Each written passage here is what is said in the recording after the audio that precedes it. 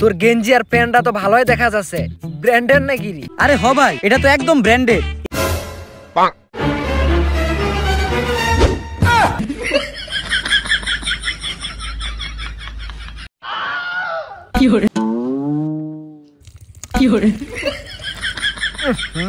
এটা মুতে দিছে রে, গন্ধ আছে। চল চল, এটা আর রহা যাবে নি, গন্ধ আছে। এটা বলে আবার ঢাকার ছোঁয়া, বন্দুকটা দেখে এনে বুঝে যাচ্ছে। এই তাড়াতাড়ি গাড়ি চালা, এটা আর রহা যাবে নি।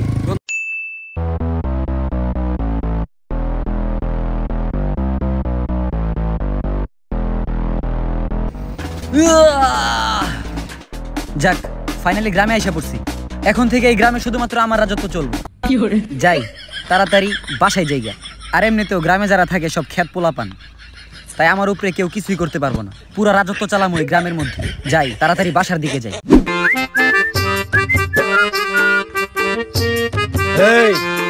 কিরে ডাক দিল কেডা? আমি? হ্যাঁ তুই। ও শিওর, আসতেছি। জি ভাই বলেন, কি বলবেন? আর ভাইয়া যা বলার একটু তাড়াতাড়ি বলেন। আমি আবার ঢাকা থেকে জার্নি করে আসছি তো, আমি আবার রোদ সহ্য করতে পারি না। শরীরে রোদ লাগলে আমি আবার কালো হয়ে যাই।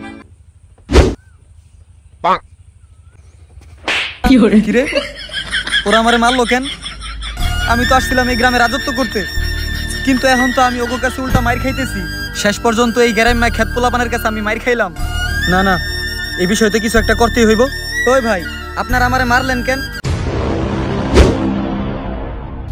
এই পঞ্চগড় এলাকাত আশিক ভাইয়ের মতো ডন আর একখানও নাই। আশিক ভাই সামনত কেউ কাল্লা উচ্চা করে কথা কইলে তার কাল্লা খান আমরা নামে ফেলাই। তোর কপাল খান ভালো যে পঞ্চগড় তুই নতুন আইছি, এইটার তানে আজিকা তুই বাঁচে গেল। হাই হাই, কোন জায়গায় আইসা ফাইসা গেলাম। আল্লাহর কাছে তুই শুকরিয়া আদায় কর যে আশিক ভাইয়ের মন খান আজকে ভালো আছে, না হইলে তোর পিছন দে কয়েন ঢুকাই দিলে। ভাই কয়েন কি? ভাই আসলে আমার ভুল হয়ে গেছে, আমি পঞ্চগড়ে নতুন তো তাই ভুল করে এখানে চলে আসছি। আমারে ছোট ভাই মনে করে মাফ করে দেন ভাই, আমার এখনো বিয়ে হয় নাই। প্লিজ ভাই আমারে মাইরেন না ভাই, ভাই আমারে মাফ করে দেন ভাই, আমার ভুল হয়ে গেছে। ওঠে বসে। জি ভাই বসতেছি। ভাই আমার একটা সুযোগ দেন ভাই, আমি এই পঞ্চগড় কেন, আমি পুরো বাংলাদেশ থেকে বের হয়ে যাবো। তারপরও যদি আপনার পছন্দ না হয়, বাংলাদেশ না আমি এই দুনিয়া থেকে বের হয়ে যাবো, দরকার পড়লে মঙ্গল গ্রহে চলে যাবো ভাই। তারপরেও আমারে কয়েন ঘুরে দিয়েন না ভাই, প্লিজ ভাই আমারে মাফ করে দেন ভাই। ওই তুই কার বাড়ির যাচ্ছি রে? জি জি জি ভাই। ভাই আমারে মাইরেন না ভাই, ভাই আমি দাদুর বাড়িতে বেড়াইতে আসছি। আমার দাদুর নাম কাশেম মোল্লা, ওই যে সর্দার পাড়ায় যাইতেছি। ও তুই তাহলে আমার কাশেম চাচার নাতি। এবার তোর বেগটা তো ভালোই চকচক আর রঙিন দেখা যাচ্ছে, বেগের ভিতরত কি লে আইছি রে? ও ভাই ব্যাগে, এ ব্যাগে তো অনেক কিছু আছে। আইফোন আছে, ঘড়ি আছে, চশমা আছে, সেন্ট আছে, আর অনেক কিছু আছে ভাই।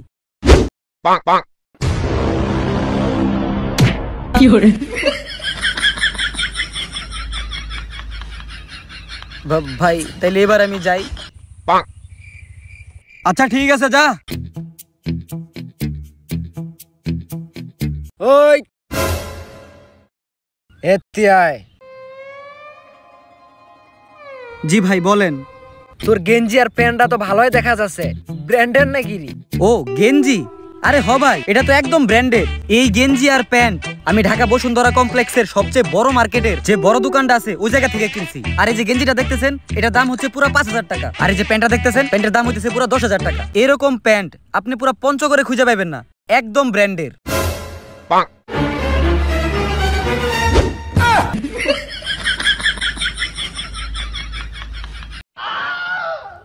ভাই সবই তো খুলে রেখে দিছেন, তাহলে এবার আমি যাই। আচ্ছা ঠিক আছে যা, দেখে শুনে যাইস। ওই ভাই আপনারা আমার ব্যাগ নিয়ে নিছেন, আমার জামা কাপড় খুলে আমার অর্ধেক ল্যাংটা বানাই দিছেন। এখন তো আছে শুধু আন্ডার প্যান্ট, এটাও খুলে রেখে দেন। মনে রাখেন আল্লাহ কিন্তু আছে, আপনাকে বিচার একদিন হইব। এতিয়ায়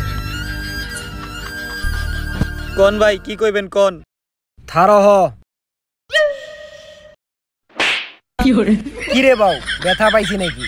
না ভাই ব্যথা পাই নাই, নিচে দেখেন রস পড়তাছে।